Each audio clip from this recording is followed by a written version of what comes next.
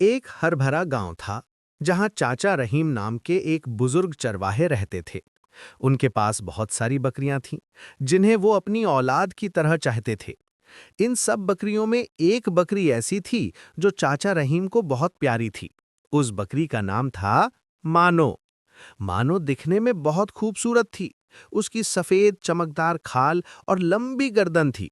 लेकिन उसमें एक बहुत बड़ी खामी थी। वो अत्यंत कामचोर और सुस्त थी। बाकी बकरियां सुबह सवेरे उठतीं, उछलती कूदती बाड़े से बाहर आतीं और चरने के लिए तैयार हो जातीं। लेकिन मानो हमेशा आखिरी वक्त तक बैठी रहती। उसे चलना फिरना बिल्कुल जहर लगता था। उसकी ख्वाहिश होती कि चाचा रहीम हरी हरी घास काटकर उसके मुंह के पास रख दें और उसे हिलना भी ना पड़े। अक्सर जब पूरा झुंड बाहर जाता तो दूसरी बकरियां उसे समझातीं। इनमें बिजली नाम की एक फुर्तीली बकरी भी थी, जो कहती, अरे मानो, उठ जाओ, बाहर देखो मौसम कितना सुहाना है, ताजी घास खाने का मजा ही और है।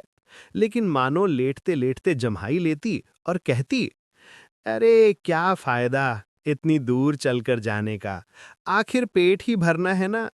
चाचा रहीम यहीं सूखी घास डाल देंगे, मैं वहीं खा लूंगी। तुम लोग जाओ और थक कर वापस आओ, मैं तो यहीं आराम करूंगी। दिन गुजरती गए और मानो की सुस्ती बढ़ती गई। वो मोटी और भारी होती जा रही थी, इतनी कि उसका चलना भी मुश्किल हो गया था।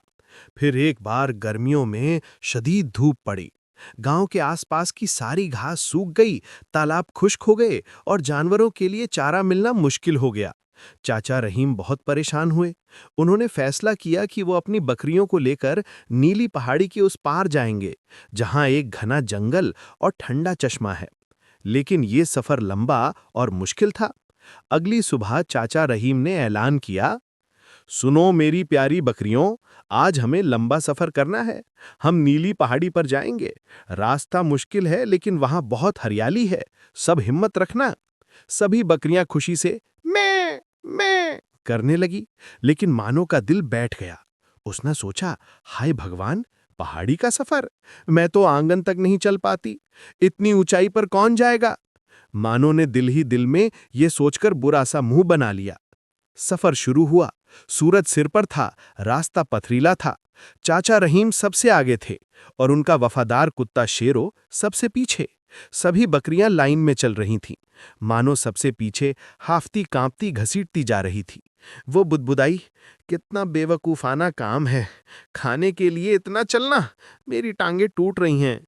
चलते चलते दोपहर हो गई। बकरियों का झुंड एक घने जंगल के किनारे पहुंचा। वहां रास्ते के एक तरफ घनी झाड़ियां थीं और एक पुराना गुफा जैसा गड्ढा भी था। मानो के शातिर और सुस्त दिमाग में एक तरकीब आई।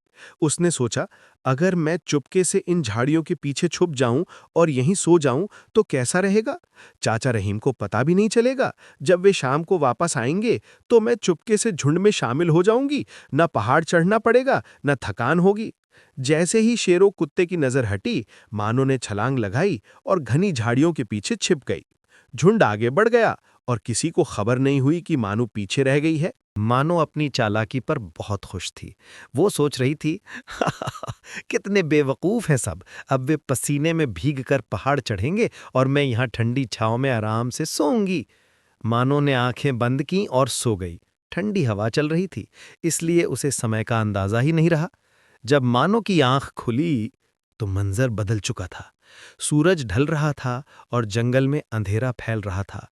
पक्षियों की चहचहाट की जगह अब अजीबो-गरीब और डरावनी आवाजें आ रही थीं। मानो को जोर की भूख लगी थी।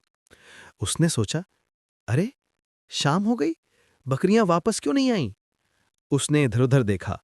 पास ही एक झाड़ी थी।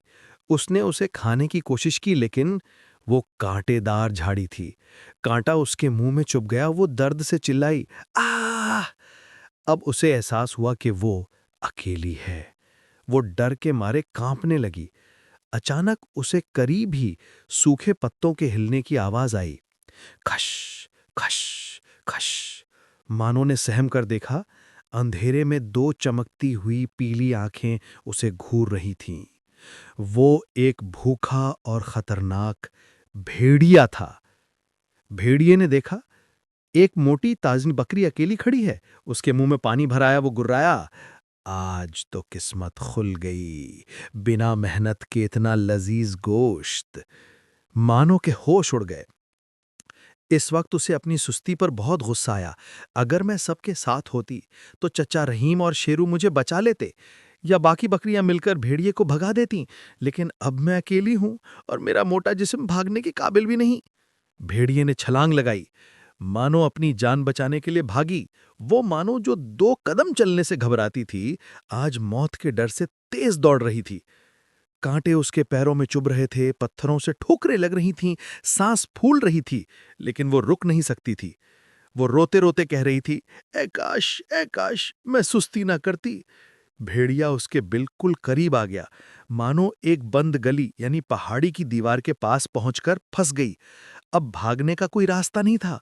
भेड़िया धीरे-धीरे करीब आ रहा था, और जैसे ही भेड़िया हमला करने के लिए कूदा, अचानक एक जोरदार आवाज गूंजी, भाऊ भाऊ। ये शेरू कुत्ता था। शेरू बिजली की तेजी से आया और भेड़िए की गर्दन पकड़ ली। उसके पीछे चचा रहीम भी हाफते हुई लाठी लेकर पहुंच गए।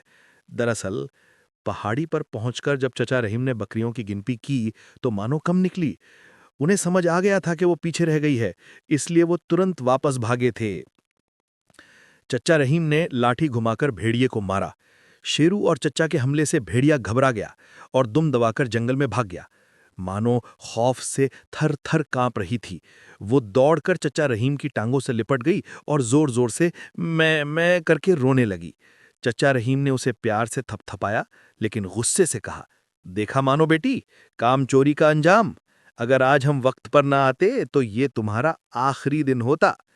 झुंड के साथ रहने में और मेहनत करने में ही भलाई है। इस हादसे ने मानो को बदल कर रख दिया। वापसी के सफर में भले ही वो थकी हुई थी, लेकिन वो सबसे आगे चल रही थी। गांव वापस आकर मानो की जिंदगी बदल गई। अब वो सुबह सबसे पहले उठती। जब सब चरने जाते तो वो सबसे ऊंचे टीले पर चढ़ती। उसकी सुस्ती खत्म हो गई और मेहनत की वजह से उसका जिस्म भी मजबूत और फुर्तीला हो गया। अब वो दूसरी सुस्त बकरियों को अपनी कहानी सुनाती और कहती, बहनों, मुफ्त के आराम में मत रहो। इस आराम की कीमत बहुत भारी पड़ सकती है। मेहनत की रोटी में जो मजा और सुकून है, वो सुस्ती की नींद में नहीं।